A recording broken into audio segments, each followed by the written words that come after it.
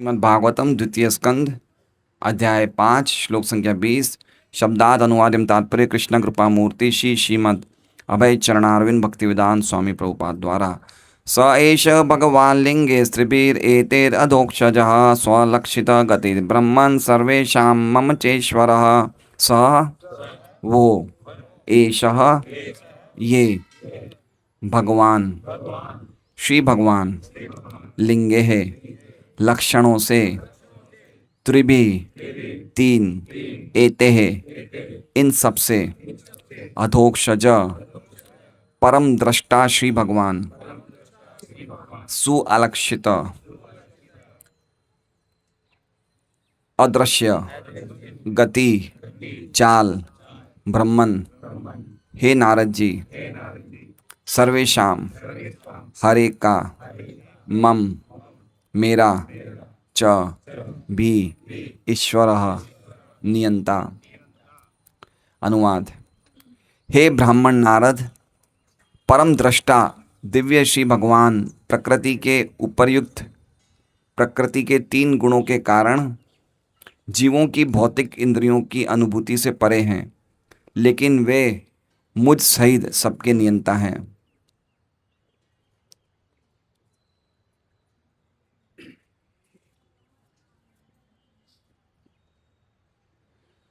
ओम ज्ञानतिमिरान्धस्य ज्ञानाञ्जनशलाकया चक्षुरुन्मिलितं येन तस्मै श्रीगुरुवे नमः। नाम श्रेष्ठं मनुमपि शचीपुत्रम् अत्र स्वरूपं रूपं तस्याग्रजम् उरुपुरीं माथुरीं गोष्ठवाटीं राधाकुण्डं गिरिवरम् अहो राधिका माधवाशां प्राप्तो यस्य प्रतितकृपया श्रीगुरुं तं नतोऽस्मि।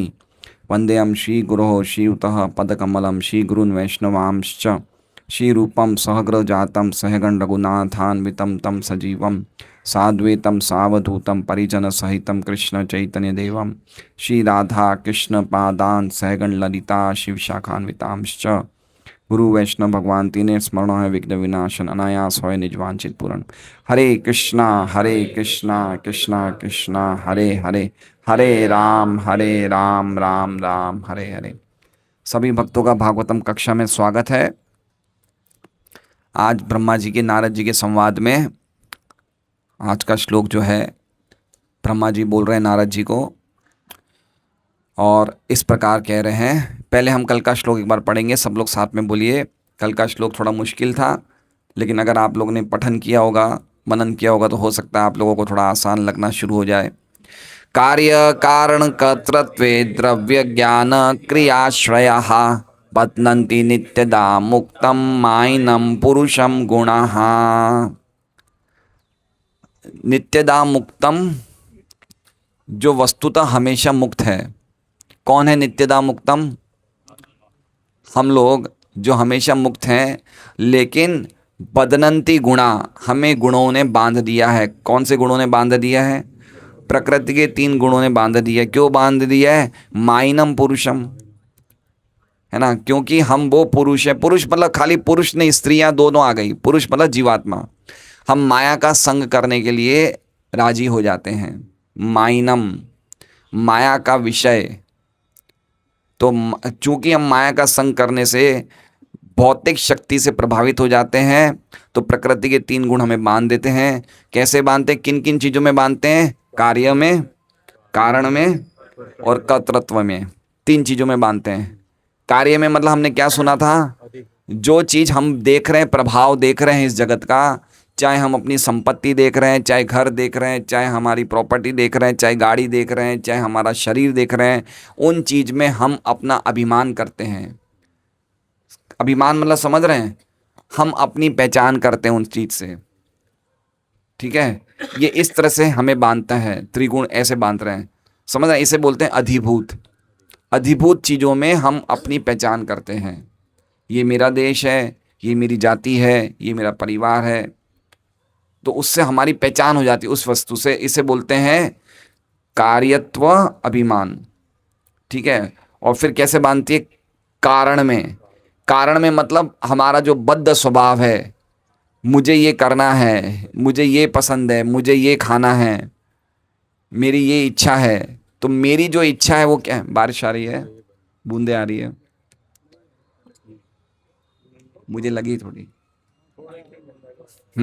तो मुझे ये चाहिए, मतलब हमारी जो पहचान है बद्ध स्वभाव से, पहले वाले में हम पहचान करते हैं भौतिक चीज़ों से, और दूसरे वाले में हम पहचान करते हैं अपने बद्ध स्वभाव से। हमारी डिमांड नहीं है, डिमांड किसकी है? हमारे बद्ध स्वभाव की है। तो उसमें बांध देती है प्रकृति के तीन। और तीसरा क्या है? कर्तृत्वम। कर्तृत्वम मतलब हम अपने आप को झूठे ही कर्ता समझ लेते हैं, हमें कर्तापन के भाव में बांध देती है। हम अपनी पहचान किससे करते हैं? हम कर्ता हैं, जो कि हम कर्ता नहीं हैं। सही बात है, लेकिन हमें लगता है हम करता हैं। जीभ कैसे हिला रहे हैं हमें पता है? नहीं हिला, हमें पता नहीं है। हम यद्यपि देख रहे हैं कि जीभ हिल रही है, लेकिन जीभ हिलने से कैसे शब्द निकल रहे हैं, कैसे विचार वाणी में परिवर्तित होते हैं, क्या सिस्टम से मन चिंतन करता है, वो हमें नहीं पता है, लेकिन हमें लगता है हम कर रहे हैं। तो इसे क्या कहते हैं? कर्तृत्व की भावना, कर्तापन की भावना में हमें बांध देते हैं। हम कर्तापन हैं, हम कर्ता हैं, इस भावना में कौन बांध देते हैं? प्रकृति के तीन गुण बांध देते हैं। और प्रकृति के तीन गुण कौन से रूप में प्रकट होते हैं? तो कह रहे हैं द्रव्य में, ज्ञान में, क्रिया। ये तीनों का आश्रय प्रकृति के तीन गुण, क्रियाश्रय। आश्रय मतलब प्रकृति के तीन गुण, इनका आश्रय लेते हैं। किनका? द्रव्य, ज्ञान, क्रिया। द्रव्य का मतलब क्या हो गया? द्रव्य का मतलब चीजें, पदार्थ, है ना। और ज्ञान का मतलब क्या हो गया? ज्ञान कहाँ से आता है? देवताओं से आता है, ठीक है। और क्रिया मतलब इंद्रियां। ये समझ रहे हैं कैसे ये तीन रूप में प्रकट होते हैं? देखिए, सबसे पहले भगवान दृष्टिपात करते हैं प्रकृति पे। प्रकृति पे क्या करते हैं? दृष्टिपात। जब प्रकृति स्पष्ट दिखती नहीं है, जब क्या कहते हैं, अव्यक्त होती है, तो उसे कहते हैं प्रधान। तो उस पे जब दृष्टिपात करते हैं तो प्रधान प्रकृति के तीन गुण उसमें से कार्य करने शुरू कर देते हैं। बारिश आ रही है एक सेकंड। हरे कृष्णा। नहीं, मालेगांव, हाँ मालेगांव 5:15 और इनको कोई मोबाइल वाले व्यक्ति का इनका नंबर ले लेना, नंबर से बात करना। के तीन गुण भगवान की दृष्टिपात से व्यक्त होते हैं। और ये प्रकृति के तीन गुण से क्या व्यक्त होता है? अहंकार। तो अहंकार तीन रूप ले लेता है। एक लिखता है रजोगुणी अहंकार, एक तमोगुणी अहंकार, एक सत्वगुणी अहंकार, ठीक है। तो अहंकार का मतलब, अहंकार किसे बोलते हैं? अहंकार किसे बोलते हैं? हमारी पहचान जो है, हम जब शरीर से करते हैं उसे क्या बोलते हैं? अहंकार। तो अहंकार होना गलत है, सही है?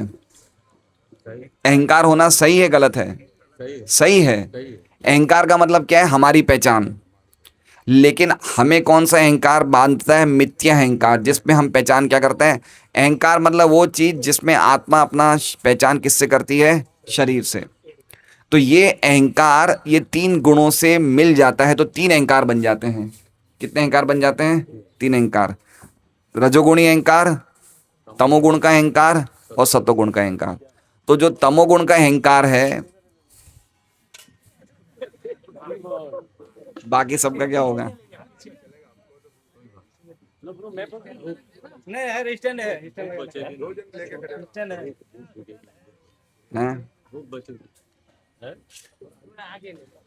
थोड़ा आगे ले लीजिए, ग्रंथ गीले हो रहे हैं।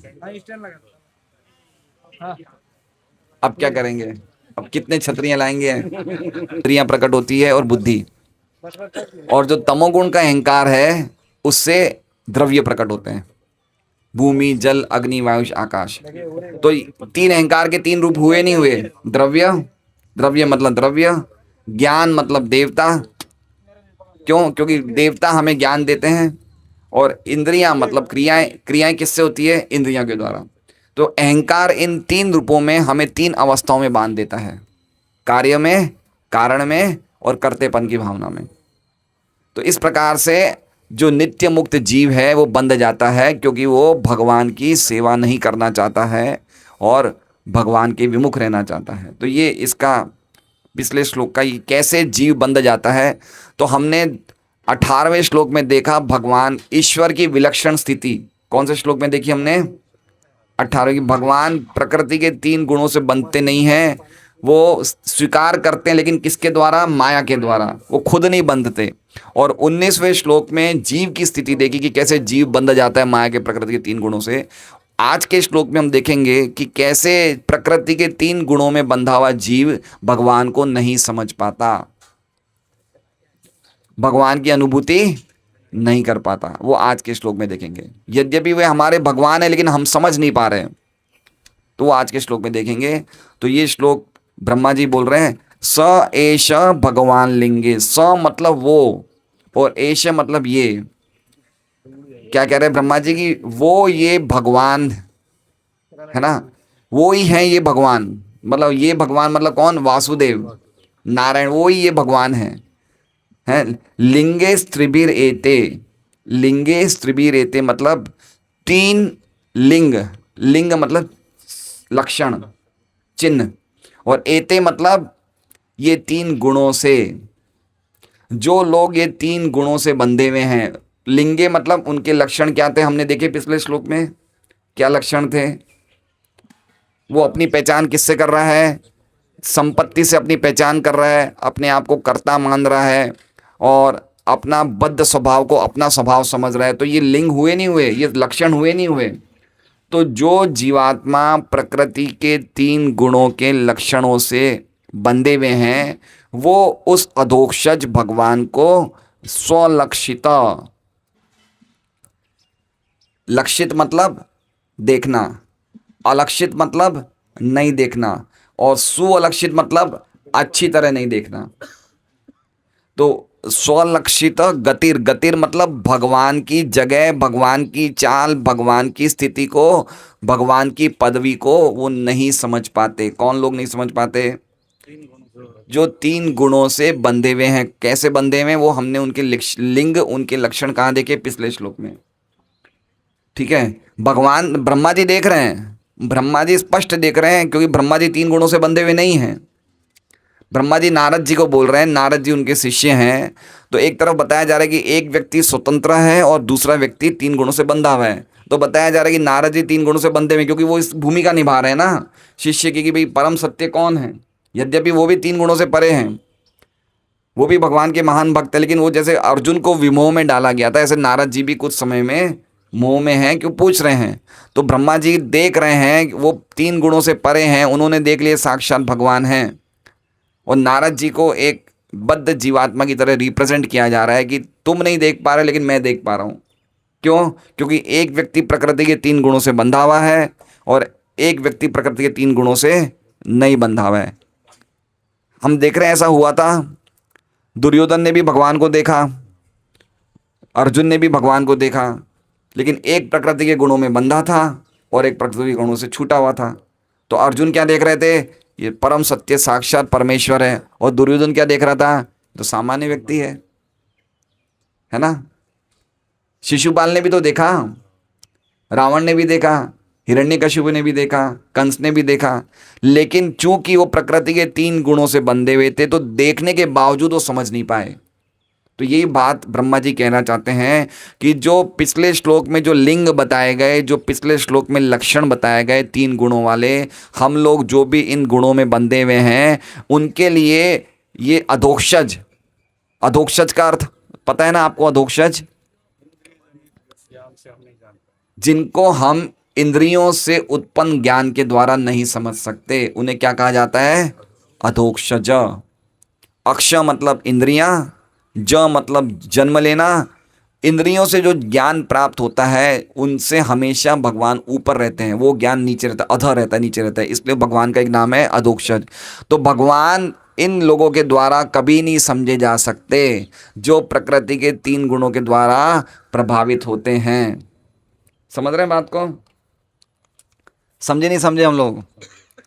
और कैसे नहीं देखे जाते? बिल्कुल अच्छी तरह, सुअलक्षित। लक्षित मतलब समझना, अलक्षित मतलब नहीं समझना, और सुअलक्षित मतलब अच्छी तरह नहीं समझना। क्या नहीं समझना? भगवान की गति, भगवान की स्थिति, भगवान की चाल, भगवान की पदवी, भगवान का स्थान, कुछ भी नहीं समझ पाते। लेकिन वही भगवान क्या है? सर्वेशाम ममचेश्वर। सर्वेशाम मतलब आप सबके, और मम मतलब मेरे, हमारे सबके क्या है? ईश्वर हैं वो। तो यहां पे ब्रह्मा जी क्लियर कर रहे हैं कि मैं नियंता नहीं हूं, मेरे नियंता भी कौन है? कृष्ण है। क्लियर कर रहे हैं नारद जी को कि मैं नियंता नहीं हूं, तुम बद्ध हो, मैं मुक्त हूं, लेकिन हम दोनों के ईश्वर कौन है? ये अधोक्षज, ये वासुदेव हम दोनों के ईश्वर हैं। बहुत देखिए इसमें क्या है, समझने जैसी बात यह है, हम लोग प्रकृति के 3 गुणों में बंधे नहीं बंधे हैं। हम लोग बंधे में नहीं बंधे हैं। पिछले पिछले तीन हमने पहले श्लोक में 6 वो चीजें देखी। क्या देखी हमने? कारण, कार्य, कारण कर्तृत्व, द्रव्य, ज्ञान, क्रिया। तो क्या लगता है उसमें? हमने देखा कि हम अभिमान करते हैं चीजों से, हम अपना पहचान करते हैं, तो हमारे में लक्षण है नहीं है? पूरे पूरे हैं। कुछ कम या ज्यादा है, क्या है? प्रकृति के 3 गुणों से बाहर रहते हैं जब हम भगवान के कार्यों में लगे रहते हैं, भक्ति कार्यों में लगे रहते हैं। ठीक है, तो अब इसमें क्या लिखा हुआ? इसमें भागवत, इसमें ब्रह्मा जी क्या कह रहे हैं कि जो प्रकृति के 3 गुणों से बंधे हुए हैं वो नहीं समझ सकते कि कृष्ण कौन है? भगवान है। और हम लोग प्रकृति के 3 गुणों से बंधे हुए हैं? बंधे हुए नहीं बंधे हुए हैं? तो हम कैसे समझ गए? हम कैसे समझ गए? हमारे में अभी भी है ना, अहंकार भी है, कर्तापन की भावना भी है, राग भी है, द्वेष भी है, सब कुछ है, चीजों से आसक्त भी है। तो हम लोग कैसे समझ गए?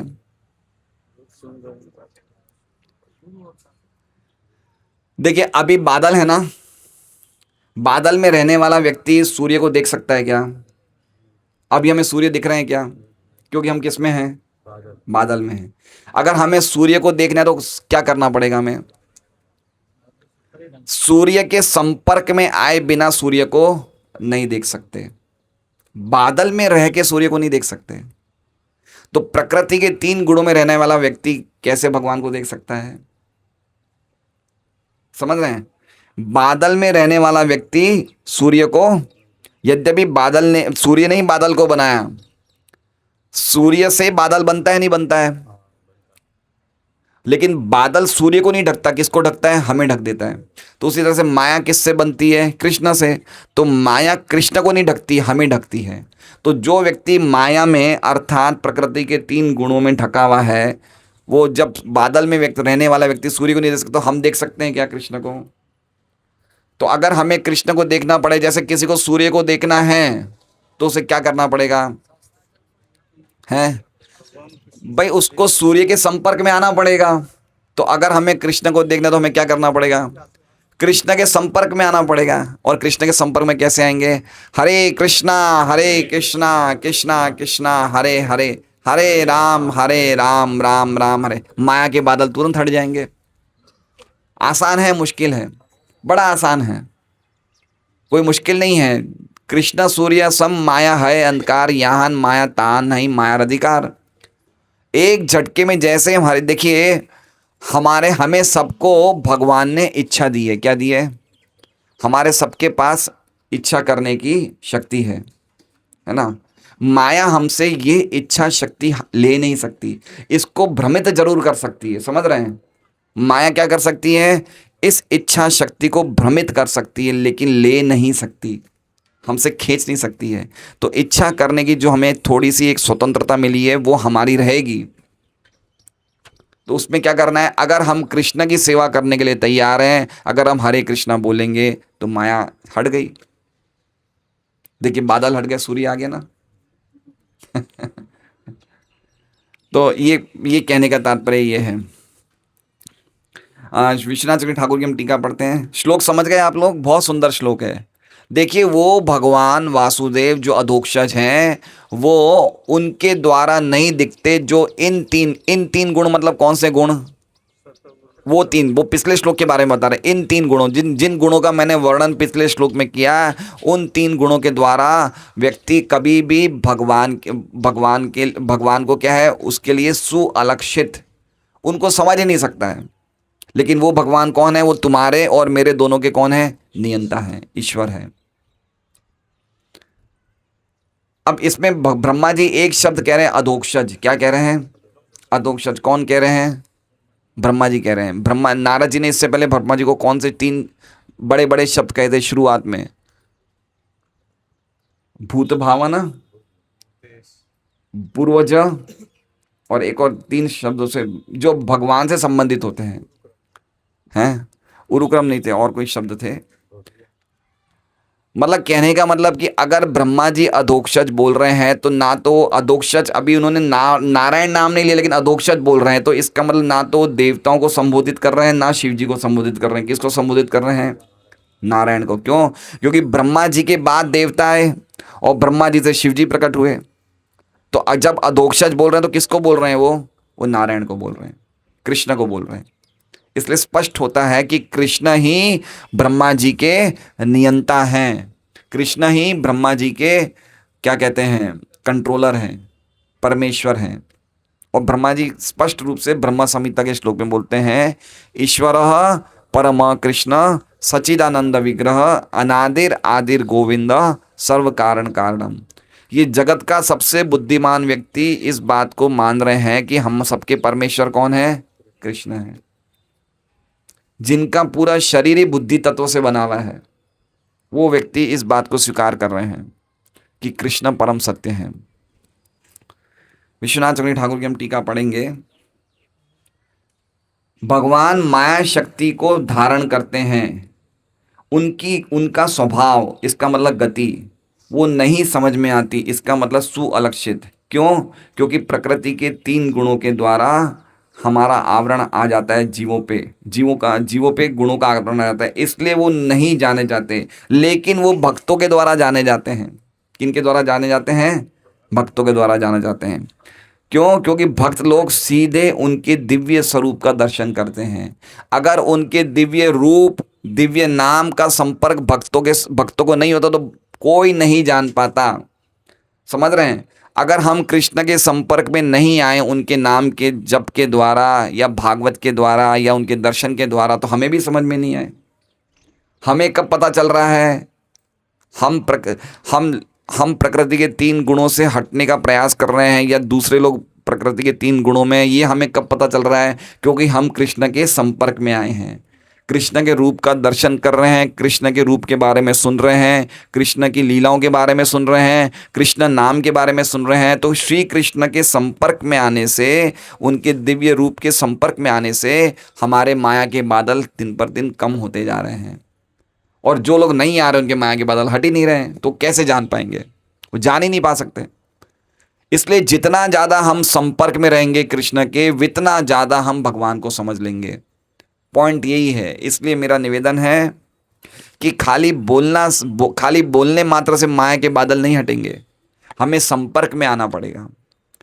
तो हमारे आचार्यों ने एक तरीका बताया है ना। भक्ति सिद्धांत सरस्वती ठाकुर बोलते हैं कि हर एक व्यक्ति जब तक 64 माला नहीं करता, कितनी माला? मतलब एक दिन में 1 लाख नाम। कितने नाम? जब तक कोई 1 लाख नाम नहीं लेता, उसको पतित समझना चाहिए, गिरा हुआ व्यक्ति है।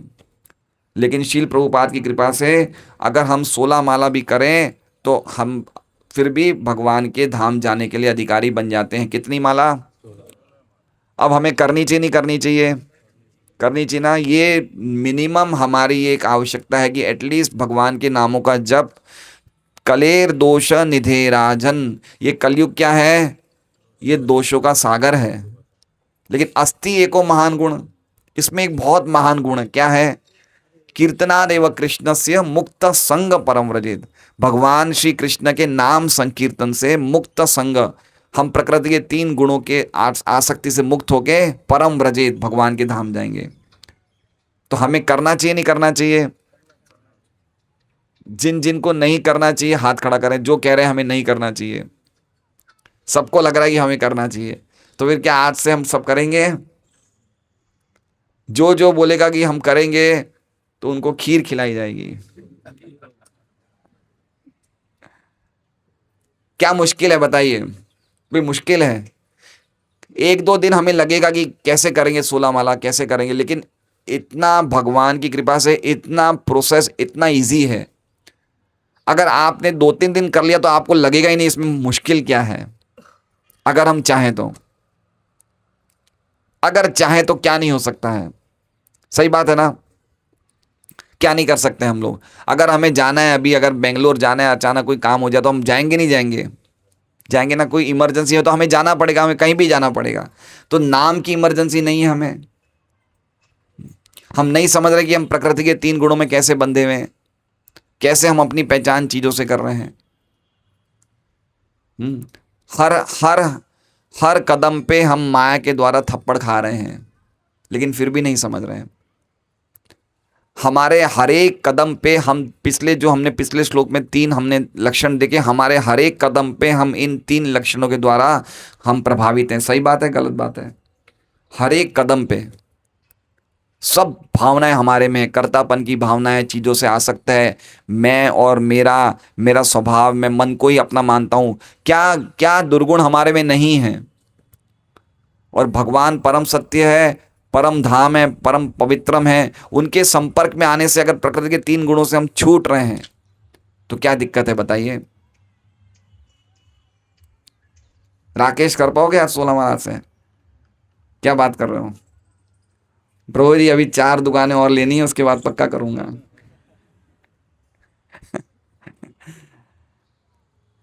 एक दिल्ली के बहुत बड़े व्यापारी हैं, वो इस्कॉन द्वारका के प्रेसिडेंट हैं।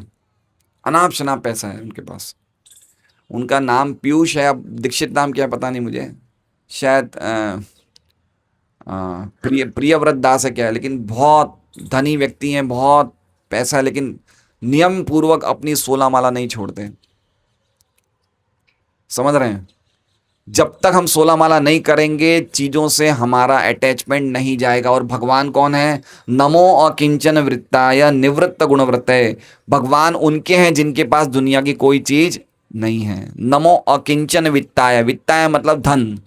आप किनके धन हो हे कृष्ण? आप किनके धन हो? जिनके पास इस जगत में कुछ नहीं है। जिनके पास इस जगत में कुछ नहीं मतलब वो अपनी कोई चीज मानता ही नहीं कि मेरी जो चीज है ये। और हम चीजों को एकत्रित कर रहे हैं। जितना ज्यादा चीजों को हम एकत्रित करेंगे उतनी हमारे उसमें जी लगेगा। क्या बोलते महाराज? जी लगा दियो थे, मन लगाएंगे। जितना चीजों को इकट्ठा करेंगे उनमें मन लगेगा, नहीं लगेगा? तो क्या करना चाहिए? चीजों को कम करना चाहिए, बढ़ाना चाहिए? कम करना चाहिए, है ना? इसलिए भगवान कृष्ण के भक्तों के पास ज्यादा पैसा नहीं होता, शिव जी के भक्तों के पास बहुत पैसा होता है। ये प्रश्न पूछा गया भागवत में, है ना? क्योंकि शिव जी क्या है? प्रकृति का गुणों का संग करते हैं। भगवान निर्गुण है तो उनके भक्त भी निर्गुण बन जाते हैं। इसलिए जितनी चीजें कम हैं उतनी भक्ति में प्रगति होगी, और जितनी चीजें ज्यादा है उतने भक्ति में अटक जाएंगे हम। कम चीजों में आसक्ति रहेगी नहीं। बताइए क्या आसक्ति रहेगी? मान लीजिए मैं धोबी हूं। कौन हूं मैं? धोबी हूं। धोबी का क्या काम होता है? वो आपके घर आएगा, कपड़े ले जाएगा और अपने घर जाके धोएगा। अब मान लीजिए मैं धोबी हूं, मैं हंसदूत प्रभु के, पूर्णानंद प्रभु के, धर्मवत्सल प्रभु के, सर्वोदक प्रभु के, इन सब के कपड़े धोता हूं मैं। एक दिन मैं इन सब के बड़े बड़े कपड़ों की गठरियाँ ले आया अपने घर पे। मेरे घर में चोर आया, उसने चोरी करी। कौन लुटे? ये 4 लुटे। कौन लुटे? ये 4 लुटे। इसलिए एक मारवाड़ी में कहावत है, धोबी के घर आए चोर, लुट गए और ही और। समझ गए? धोबी के घर चोरी हुई, लुटे कौन? ये 4 लुटे। चोर कपड़े तो इनके, हमारा क्या है? समझ रहे हैं? पॉइंट क्या है कि अगर हमारे पास बिल्कुल न्यूनतम चीजें होंगी हमें कभी दर्द नहीं होगा। लेकिन यही हमारे पास जितना ज़्यादा हम इकट्ठा करेंगे, जैसे है ना कल कार्य में अभिमानत्वम करना, जितनी ज़्यादा प्रभाव, जितनी ज़्यादा द्रव्यों को हम इकट्ठा करेंगे उसमें हमारा अभिमान हो ही जाएगा। क्योंकि माया के 3 गुणों हमें प्रभावित कर रहे हैं ना, उसमें हमें अभिमान करने पे मजबूर करेंगे। इसलिए अल्टीमेटली हमें समझना चाहिए कि चीज़ों को, इसलिए हमारी पूरी वैदिक सभ्यता इस लाइन पे आधारित है, सादा जीवन उच्च विचार। सरलता से रहो, जितनी चीजें चाहिए उतना रहो, और विचार ऊंचे रखो। विचार ऊंचे मतलब कृष्ण के विचार, है ना? इसलिए हर एक चीज़ से सबसे अच्छी चीज़ उठाने का प्रयास करो, है ना। ये एक नीति का विचार है कि अगर कीचड़ हो तो कीचड़ में सोना दिख जाए तो सोना ले लो कीचड़ से। अगर जहर का पूरा खजाना हो उसमें कहीं अमृत मिले तो अमृत ले लो। अगर बिल्कुल कोई हल्का घटिया परिवार भी हो लेकिन अगर उसकी कन्या सुंदर है और बहुत सुशील है तो कन्या को शादी कर लो, ठीक है। और अगर कोई शूद्र व्यक्ति है लेकिन अगर वो भी ज्ञान की बातें बोले तो उसकी ज्ञान की बातें स्वीकार करो। तो भौतिक जगत में हर जगह गड़बड़ है लेकिन कृष्ण भक्ति स्वीकार कर लो, ले लो। ये परमहंस का लक्षण है, स्वीकार कर लो कृष्ण भक्ति, बाकी कुछ नहीं है यहाँ पे। बाकी क्या है, प्रकृति के 3 गुण हैं और कुछ है ही नहीं। और गीता जी में भी श्लोक है, जैसा ये श्लोक है ऐसा गीता जी में भी एक श्लोक है, त्रिभिरा गुणमयेर भावेर एबी सर्वइदम जगत मोहितम ना भी जानाति मामेभ्य परम अव्ययम। ये तीनों गुणों से जो बंदे में, ये मुझे नहीं देख सकते जो मैं इनके परम हूं, मैं अव्यय हूं। तो सही बात है नहीं है? कितना हमें अच्छा मौका मिला है बताइए। मैं एक बात बताता हूं आप लोगों को, घर की बात बताता हूं। हम लोग वेसू में जाते हैं प्रचार करने, यहाँ पे 20 भक्त बनते तो वेसू में 1 भक्त बनता है, पता है? यहाँ पे कितने भक्त बनते हैं? अगर 20 बने तो वेसू में 1 भक्त बनता है। क्यों? बुखार बहुत ज़्यादा है, भौतिक बुखार बहुत ज़्यादा है। व्यक्ति जब 4-4 करोड़ के 3-3 करोड़ के फ्लैट लेगा तो वो तो उसका दिमाग इसमें जाएगा ना, आज काम वाली नहीं आई, वो और ऊपर कहाँ सोचेगा बताइए? वो सोच ही नहीं पाएगा कि भाई ये करना है, अब ये मिलने आए वो आए, उसमें इसका दिमाग चला जाएगा। तो कृष्ण भक्ति के लिए हम लोगों की स्थिति बहुत अच्छी है। भगवान की विशेष कृपा है कि माया का जितना ज़्यादा हम पे नचाना चाहिए उससे हम थोड़े कम नाच रहे हैं। नाच तो रहे हैं लेकिन थोड़ा नाचना कम हो रहा है। इसलिए बहुत इंपॉर्टेंट है कि हमें ये अवसर ले लेना चाहिए। प्रकृति के कृष्ण में के संपर्क में आने के बिना माया के बादल नहीं हट सकते, ये बात समझनी चाहिए। तो अब हम प्रभुपाद जी की टीका पढ़े। हाँ, एक श्रीधर स्वामी की एक टीका में बहुत अच्छा शब्द बताया। उन्होंने क्या कहा है? सुअलक्षित। सुअलक्षित का अर्थ हमने क्या सुना था? द्वारकाधीश कृष्ण प्रभु, सुअलक्षित का शब्द अर्थ क्या था? है वो जाने नहीं जा सकते। लक्षित मतलब जानना, अलक्षित मतलब नहीं जानना, और सुअलक्षित मतलब अच्छी तरह से नहीं जानना। श्रीधर स्वामी एक बहुत अच्छा शब्द बता रहे हैं। वो कह रहे हैं स्वलक्षित का अर्थ क्या हो गया? स्व मतलब अपने आदमी, अपने आदमी मतलब कौन? भक्त। भगवान के अपने आदमी द्वारा भगवान बहुत अच्छी तरह जाने जाते हैं, स्वलक्षित, है ना। लक्षित मतलब जानना, और स्व मतलब भगवान के खुद के आदमी, मतलब भक्त लोग भगवान को अच्छे तरह लक्षित कर सकते हैं। लेकिन जो अभक्त हैं वो सुअलक्षित। कितने बड़े बड़े अर्थ निकाल रहे हैं, देखिए आचार्य के शब्दों की देखिए तरीका। स्वलक्षित, देखिए शब्द तो क्या है, स्वलक्षित है, लेकिन प्रभुपाद तात्पर्य में क्या लिख रहे हैं? सुअलक्षित मतलब अदृश्य। विश्वनाथ श्रीधर स्वामी क्या कह रहे हैं? सुअलक्षित का मतलब एक अर्थ हो गया अदृश्य। जो अभक्त हैं, जो प्रकृति के 3 गुणों में बंधे, उनके लिए अदृश्य है भगवान, लेकिन वही भगवान अपने आदमियों के लिए लक्षित हैं। हाँ, स्वलक्षित और सुअलक्षित, देखिए कितना महान हमें अर्थों का हमें भंडार मिलता है भागवत से। एक आज मैं श्लोक पढ़ा था, तद्वाग विसर्गो जनता का विप्लवो। देखिए ये ब्रह्मांड है ना, ब्रह्मांड जो हम बैठे हैं इस ब्रह्मांड में, ये शरीर भी एक छोटा ब्रह्मांड है, पता है? ये शरीर क्या है? शरीर भी छोटा ब्रह्मांड है, और ये ब्रह्मांड है। हमें अपनी खुद की दुनिया बनानी पड़ेगी, हमें खुद की सृष्टि करनी पड़ेगी। क्या करनी पड़ेगी? दुनिया मतलब समझ रहे हैं? कृष्ण भक्ति का एक अलग ही हमें एक समाज बनाना पड़ेगा जो कृष्ण कथा कर सके और कृष्ण के बारे में चर्चा कर सके।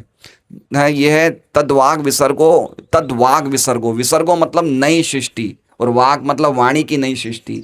तो भागवत क्या है? भागवत की सृष्टि। जितना भागवत का प्रचार होगा लोगों के, बिल्कुल जैसे कहते हैं ना, अपुण्यशाली जीवन में क्रांति आएगी, विप्लव हो। हर एक व्यक्ति का जीवन देखिए पथभ्रष्ट है। जीवन पथभ्रष्ट है नहीं है? बताइए क्या पथभ्रष्ट है? हम नहीं समझ रहे हैं। सुबह उठने का ठिकाना है, रात को सोने का ठिकाना खाने का ठिकाना नहीं है, दिन भर मोबाइल हाथ में रहता है, मुंह में आधे से ज़्यादा लोग तो मेरे हिसाब से गुटखे तंबाकू में रहते हैं। क्या जीवन जी रहे हैं? चाय चाय, ये जीवन जी रहे हैं? प्रकृति के 3 गुणों में हम पहले से बंधे हुए हैं और ये सब कामों से हम क्या कर रहे हैं? इतना ज़्यादा बंध रहे हैं, इतना ज़्यादा बंध रहे हैं, हमें पता ही नहीं। इसलिए भागवत की कथा, भागवत का प्रचार इतना ज़बरदस्त होना चाहिए कि सबके जीवन में क्रांति आ जाए, पाप पूर्ण जीवन पूरा का पूरा फ्लो हो जाए, खत्म हो जाए।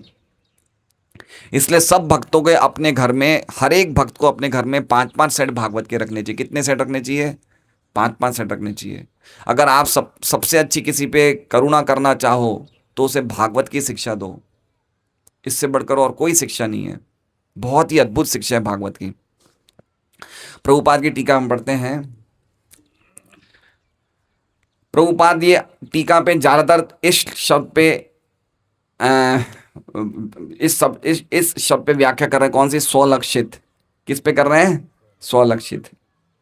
स्वलक्षित मतलब सुअलक्षित, किनको नहीं दिखते उनके बारे में प्रभुपाद टीका पे बता रहे हैं। श्रीमद् भगवद गीता 7.24-25 में भगवान ने स्पष्ट रूप से घोषित किया है कि निर्विशेषवादी जो ब्रह्म ज्योति रूपी श्री भगवान की दिव्य किरणों को अधिक महत्व देता है तथा ये निष्कर्ष निकलता है कि परम सत्य अंततः गोत्वा निर्विशेष है तथा आवश्यकता पड़ने पर अपना रूप प्रकट करते हैं।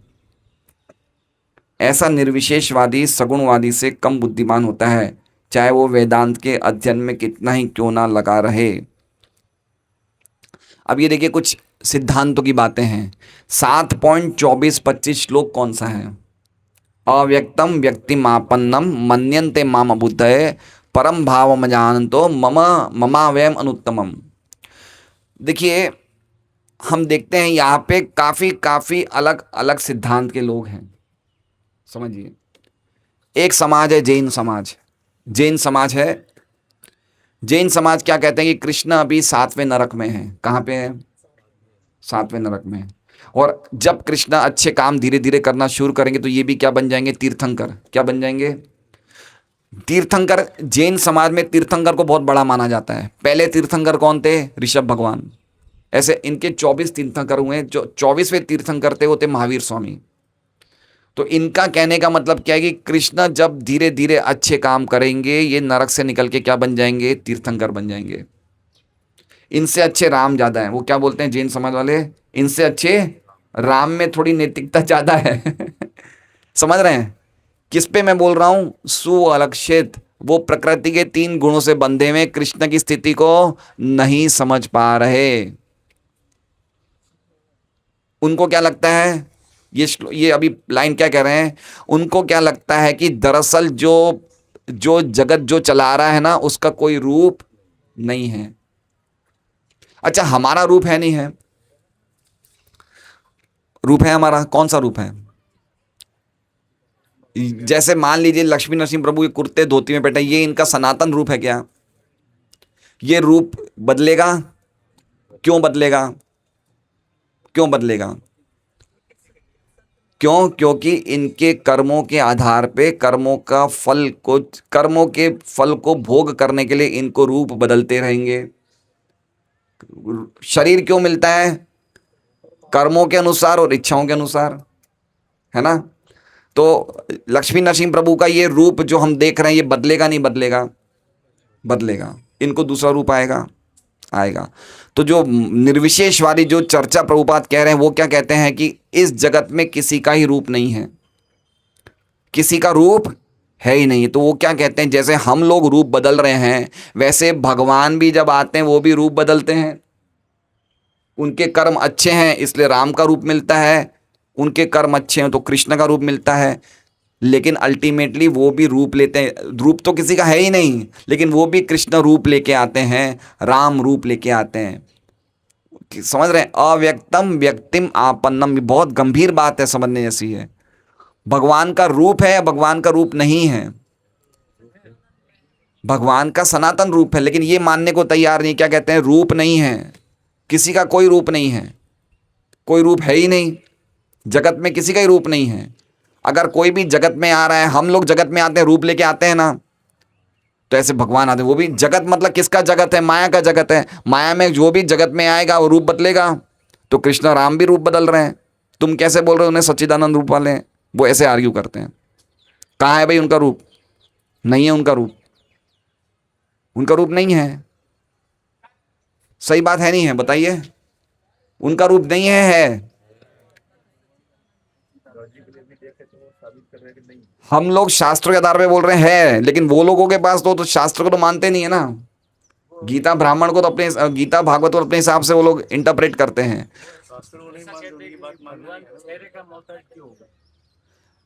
उनका कहने का मतलब ये है कि भगवान तो असीमित हैं, तो असीमित वस्तु को आप रूप में क्यों बांध रहे हो? समझ रहे हैं? वो क्या बोलते हैं कि भगवान तो सब जगह है, भगवान का ना तो आदि है ना अंत है, भगवान की कोई सीमा है क्या? तो जो चीज की सीमा नहीं उसको आप शरीर में क्यों बांध रहे हो? तो हम लगे बात तो सही है, बात तो सही कह रहे हैं। तो इस प्रकार से वो अपनी सीमित बुद्धि से, वो कहाँ पे बंधे हुए हैं? प्रकृति के 3 गुणों में बंधे हुए हैं। इसलिए 3 गुणों से जो विचार उपज रहे हैं वो उस पर किनको थोप रहे हैं? भगवान पे थोप रहे हैं वो विचार, कि ऐसा तो हो नहीं सकता है। वो किस में है? बादल में, लेकिन सूर्य को देख रहे हैं। प्रभुपाद बोलना चाहते हैं कि प्रकृति के 3 गुण में है, कृष्ण के संपर्क में आए नहीं और कृष्ण के बारे में बोल रहे हैं इनका रूप नहीं है। इसलिए प्रभुपाद ने 25वां श्लोक भी कहे, नाहम प्रकाश सर्वस्य योग माया समावृतम, कि मैं सबके सामने प्रकाशित नहीं होता हूं, दिखता हूं सबको, कौरवों को भी दिखे, पांडवों को भी दिखे, लेकिन भगवान ने पांडवों के सामने अपनी योग माया कवर नहीं करी, दूसरों के सामने योग माया से आवृत हो गए। वो कैसे होता है? हमारी भक्ति से, है ना। इसलिए गीता जी में कहते हैं भक्तिया माम अभिजानाति, भक्ति के द्वारा ही मैं जाना जा सकता हूं, ना तो कर्म के द्वारा ना ज्ञान के द्वारा, खाली भक्ति के द्वारा ही जाना जा सकता हूं। तो ये जैन समाज का मत है। बुद्ध समाज है, बुद्ध भगवान बुद्ध के अनुयायी हैं। वो क्या कहते हैं कि व्यक्ति का परम लक्ष्य क्या है? शून्य बन जाना। क्या बन जाना? शून्य। उनका कहने का मतलब क्या है कि व्यक्ति को पुनर्जन्म क्यों होता है? क्योंकि उसके अंदर क्या होती है? इच्छाएं। क्या होती है? जब तक इच्छा रहेगी तब तक पुनर्जन्म होगा, पुनर्जन्म होगा तो मृत्यु भी होगी, मृत्यु होगी तो बीमारी बुढ़ापा भी आएगा। तो जन्म मृत्यु का कारण क्या है? इच्छा। इच्छा को शून्य कर दो, जन्म मृत्यु होगा ही नहीं, तुम शून्य हो जाओगे। तो उनकी क्या थियरी है कि सब कुछ क्या है? अल्टीमेटली सब कुछ शून्य है। उनके लिए क्या है? सब कुछ क्या है? शून्य है। वो भी कृष्ण को नहीं मानते। उनका तो थियरी शून्य की है। मायावादियों की थियरी की हर एक चीज ब्रह्म सत्यम जगन मिथ्या, सब कुछ ब्रह्म है, सब कुछ एक ही है, तू कौन मैं कौन, सब एक है। इनकी थियरी पता है क्या है? घटाकाश फटाकाश, ये थियरी पता है?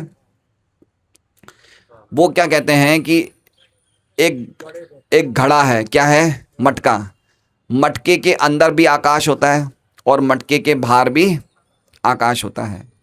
तो जब मटका टूट जाएगा तो अंदर का आकाश बाहर के आकाश से मिल जाएगा, एक हो गए। 2 चीज कहाँ है? जीव और भगवान 2 कहाँ है? एक ही तो है। ये सब थियरियां छोटे छोटे प्रांतों में, छोटे छोटे गांवों में बहुत चल रही है। या वो दूसरा उदाहरण क्या देते हैं कि सागर की बूंद सागर में मिल गई, एक हो गया। हम बूंद हैं, हम आत्मा हैं और वो परमात्मा, एक हो गए। 2 कहाँ रहे? तो इसलिए वो अल्टीमेटली क्या बनना चाहते हैं? ये सब बता रहे कि अल्टीमेटली सब भगवान से एक होना चाहते हैं, अपने आप को भगवान मानना चाहते हैं कि एक ही वस्तु है। समझ रहे हैं? ऐसे अलग अलग थियरी वाले लोग हैं जो प्रकृति के 3 गुणों से बंधे हुए हैं, लेकिन भगवान को नहीं समझ पा रहे। इसलिए भगवान ये प्रभुपाद ये कह रहे हैं कि निर्विशेषवादी ब्रह्म ज्योति रूपी भगवान की दिव्य किरण को अधिक महत्व देता है।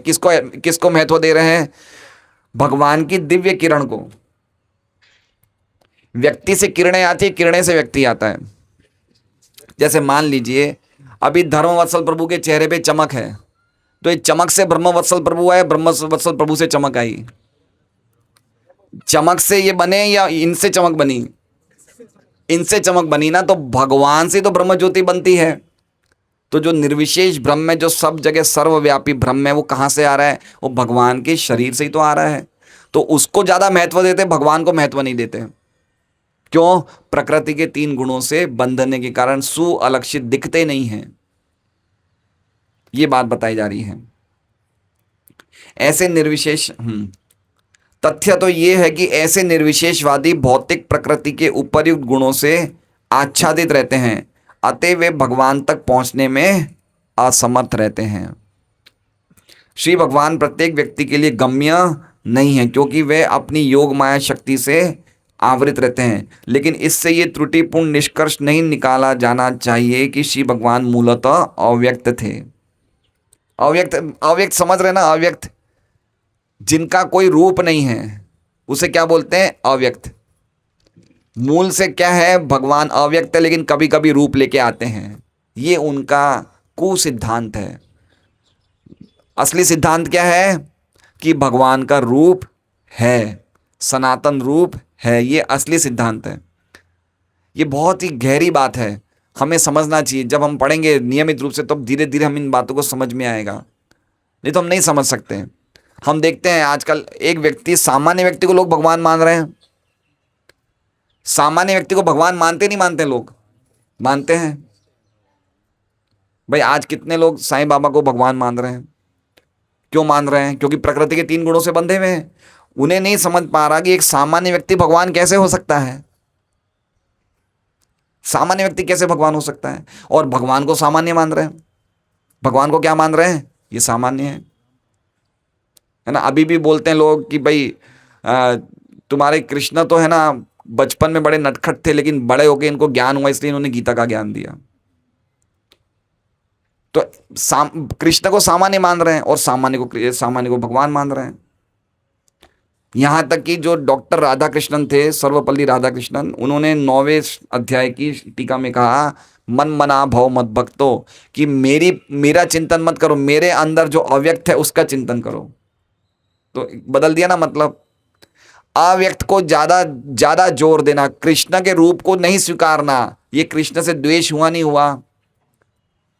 एक रूप के सामने हम हाथ नहीं जोड़ना चाहते, ये भगवान है, परम सत्य है, तो ये द्वेष करते हैं। हम उनकी शरणागति नहीं लेना चाहते, इसलिए उनको नहीं समझ पाते।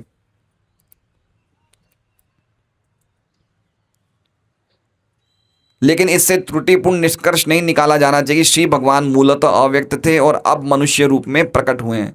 पूर्ण पुरुषोत्तम भगवान के रूप विहीन होने की भ्रांत धारणा श्री भगवान की योग माया जैसे आवरण के कारण है। और जब बद्ध जीव श्री भगवान की शरण में जाता है, तब परम इच्छा से ये दूर हो सकता है। अल्टीमेटली कहाँ, अगर हमें ये दूर करना है, योग प्रकृति के 3 गुणों का आवरण दूर करना है, तो क्या तरीका बताया है? भगवान की शरण में जाना, और कोई दूसरा उपाय नहीं है। भगवान ही हटा सकते हैं। हमारे में जो भक्ति का जो प्रेम डालने वाले कौन हैं? भगवान। हम खुद नहीं डाल सकते, हमारे में जो भक्ति की भावनाओं को उजागर करने वाले कौन है? वो भगवान है। हम प्रयास करना है, प्रयास करने से, भगवान की कृपा से भक्ति की भावना हमारे में भगवान ही जागृत करते हैं, हम खुद नहीं डाल सकते हैं। इसलिए लिखा है तब परम इच्छा से ही दूर हो सकता है। भगवत भक्त जो भौतिक प्रकृति के उपयुक्त 3 गुणों से परे रहते हैं, वे शुद्ध भक्ति भाव में अपनी प्रेम पूर्ण दृष्टि से उनके सर्व आनंदमय दिव्य रूप का दर्शन कर सकते हैं। ये उस पे बोल रहे हैं, स्वलक्षित और एक सुअलक्षित। ये 3 लाइन किस पे बोल रहे हैं? स्वलक्षित। जो भगवान के खुद के भक्त हैं, वो प्रेम पूर्ण, प्रेमांजन छुरिता भक्ति विलोचनेन, वो प्रेम की आंखों से भगवान को देख सकते हैं। और ऐसे भगवान को हम अगर भगवान को अभी देखेंगे तो हम देख के भी नहीं देख पाएंगे, क्योंकि हमारी वो आंखें हैं नहीं, हमारी जड़ आंखें हैं। इसलिए सबसे पहले प्रेमपूर्ण आंखें बताने के लिए पहले क्या करना चाहिए? देखिए, एक तो होता है जड़ चक्षु, एक होता है शास्त्र चक्षु, और एक होता है प्रेम चक्षु। अभी हमारे कौन से चक्षु हैं? चर्म चक्षु। चर्म मतलब समझ, चमड़ी चक्षु। अभी हम आंखें क्या है? चमड़ी की है। जब हम शास्त्र पढ़ेंगे तो चीज़ों को शास्त्रों के द्वारा देखेंगे, तो हमारे चक्षु कौन से हो जाएंगे? शास्त्र चक्षु। और शास्त्र चक्षु में देखने के बाद हमारे चक्षु कौन से हो जाएंगे? प्रेम चक्षु। प्रेमांजन छुरिता, प्रेम रूपी जब अंजन आंखों में नहीं लगाएंगे, तब तक भगवान दिखेंगे नहीं। हरे कृष्णा। श्रीमद् भागवतम की जय। शील प्रभुपाद की जय।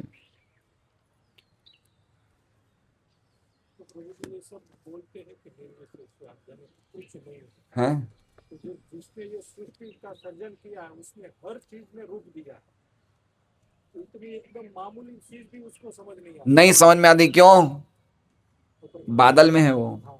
जब तक बादल में रहेगा समझ ही नहीं पाएगा। कि डॉक्टर राधा कृष्णन तो प्रेसिडेंट है ना, गांधी जी भी वही। गांधी जी भी वही है।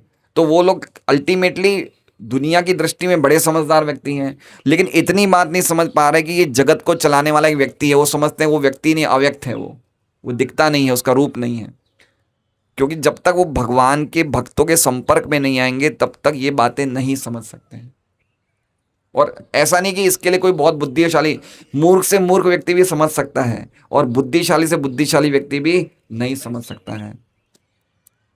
खाली हमें सरलता होनी चाहिए, इतनी सरलता होनी चाहिए कि हम भगवान की शरण में चले जाए। इतनी सरलता हो तो हम समझ जाएंगे, परंपरा से जो आते हैं ना वही समझ सकते हैं। परंपरा से जो ज्ञान हम प्राप्त करेंगे, चाहे हम कितने ही मूर्ख हो हम समझ जाएंगे, और चाहे कोई कितना ही बुद्धिशाली व्यक्ति होगा वो अपना दिमाग लगाएगा तो प्रकृति के 3 गुणों से ऊपर नहीं जा पाएगा। और प्रभु जी एक प्रश्न करना चाहते हैं। हाँ जी बोलिए। ये जो जय गुरुदेव वाला है वो जब फिलअप देखता है ना हमारा, तो वो ऐसे प्रश्न करता है कि त्रेता में राम जी आए, द्वापर में कृष्ण जी आए, ये सब शक्ति लेके आए और ये सब नाम काम नहीं करेगा। अभी जो नाम है, जो नाम जगाया हुआ है, जय गुरुदेव है, ये वाहेगुरु है, ये नाम काम करेगा, इससे वो कुछ तुम्हारा होने वाला नहीं। तो यही तो बात है ना, यही बात है। तो ज्यादातर ये तथाकथित गुरुओं का ही कारण लोग भगवान से और दूर जा रहे हैं। रामपाल के हैं सब बोलते हैं कि कुरुक्षेत्र के मैदान में काल ब्रह्म था वो। काल ब्रह्म भगवान में घुस के अपनी देखिए एक बार समझिए, जैसे ही हम भगवान को स्वीकार नहीं करेंगे, लोग इतनी उल्टी सीधी नई नई मन गढ़ंत बातें बनाएंगे कि उस बातों के चक्कर में लोगों को घुमा देंगे। जैसे कुछ लोग बोलते कुरुक्षेत्र मतलब हमारा शरीर, 5 पांडव मतलब हमारी पंचेंद्रियां, दशरथ मतलब अज्ञान, पांडव मतलब ज्ञान। अरे भाई ये लोग सचमुच थे तो इनको भी ऐसे नाम क्यों डाले जा रहे हैं? जैसे उन्होंने कहा ना राम और कृष्ण शक्ति लेके आते हैं, तो यही बात हो गई ना, राम और कृष्ण एक रूप लेके आते हैं। वो इस बात को मानने को तैयार नहीं कि वो साक्षात परम सत्य हैं, ये नहीं मानते। तो इसलिए गुरु बनने योग्य नहीं है। हमारे शास्त्र में लिखा है कि जो व्यक्ति भगवान कृष्ण को, राम को परम सत्य नहीं मानते हैं उनको त्याग देना चाहिए, गुरु होने योग्य नहीं है। वो गुरु बन ही नहीं सकते, है ना। गुरु कौन बन सकता है? जो भगवत तत्व जानता है, वही। किबा विप्र किबा न्यासी शूद्र के नहीं, यही कृष्ण तत्ववेता सही गुरु हो। जो गुरु भगवान की वाणी बोलता है, जो भगवान को स्वीकार करता है, वो गुरु बन सकता है। तो ये सब धोखाधड़ी चल रही है। मैं एक बात बताऊं, मेरी बात सुनिए। ये जितनी भी धोखाधड़ी मार्केट में चलती है ना, व्यापारी माल लेके पैसा नहीं देके जाता, उससे कहीं कहीं ज्यादा धोखाधड़ी अध्यात्म के बाजार में चल रही है। भयंकर धोखाधड़ी चल रही है। लोग इतने होलसेल में धोखा खा रहे हैं, कहने की हद नहीं, है ना। वो तो व्यक्ति मान लो कि 5,000 का सामान लेके भाग गया, यहां तो हमारा पूरा जीवन ही खत्म हो जाता है। जीवन, ये जीवन भी और अगले जीवन में भी नरक की गति पक्की बनाते हैं। क्योंकि जो असत्य की उपासना करते हैं, जो गलत व्यक्ति को भगवान समझ के उपासना करते हैं, वो नरक में जाना उनका निश्चित है। वो भी जाएंगे, साथ साथ में उनके जो उपास्य हैं वो भी जाएंगे। ये सब ईशोपनिषद में लिखा हुआ है। आपसे ये कहते हैं कि मुझे पहले से मालूम है कि भगवान कृष्ण ही भगवान है। हाँ देखिए भगवान ने सही रास्ता दिखाया। हाँ, किस हिसाब से साधना कर रहा है, किस व्रत को, और हर समय वो माया में लगा, हमारा इतना संपत्ति हो जाए, बाबा ने कृपा की, हम ये लिया, वो इतना अनुभव होता है। तो वो एक्चुअली में गुरु को क्यों जाते हैं? हम पे कृपा हो जाए इसके लिए। गुरु को उन्होंने अपना नौकर बना रखा है, समझे, कि हमारा घर में बच्चा हो जाए, गुरु के आशीर्वाद लो, कुछ संपत्ति हो जाए, धंधा चल जाए। तो अल्टीमेटली गुरु के पास कब जाना चाहिए? जब परम सत्य की जिज्ञासा करनी तब जाना चाहिए। तस्मात् गुरुम प्रपद्यते जिज्ञासु श्रेयोत्तमम। गुरु के पास अपने व्यापार को और बढ़ाने के लिए नहीं जाना चाहिए, अपने परम कल्याण के लिए। तो ये सब बातें तो पूरी, मैं कह रहा हूं ना, आध्यात्म के नाम पे बहुत बड़ी धोखाधड़ी चल रही है। लोग नहीं समझ पा रहे इस बात को। इसलिए हम लोग क्या करते हैं भाई, आप खुद शास्त्र पढ़िए, समझिए बात को, ये महामंत्र का जप करिए, धीरे धीरे सब चीजें आपसे ही माया के बादल हट जाएंगे, आप समझ जाओगे। तो शास्त्र जब बताते हैं तो क्या कहता है, वैसे तो आदमी ने लिख दिया है ना। हाँ, ये बातें नूतन दास जी है ना आपका नाम, हाँ, ये बातें सब सही कह रहे हैं। शास्त्रों भी नहीं मानते, ये तो आदमी ने लिखा है। क्या बोलते हैं, ये तो मानव ने लिखा है। अच्छा तुम कौन हो? हाँ तुम मानव, तुम लिख दो भाई, तुम कौन हो? मानव, चलो तुम लिख के बता दो। अपने आप को मानव कह रहे हो ना, तुम लिख के बता दो किसकी फेमस है, तुम्हारी फेमस है। कृष्ण भी मानव है, उसने लिखा, तुम्हारी लिख दो। तो इस प्रकार से हो रहा है ये सब। बहुत बहुत चीटिंग हो रही है। हरे कृष्णा। श्रीमद् भागवतम की जय, शील प्रभुपाद की जय। आज का प्रसाद गौ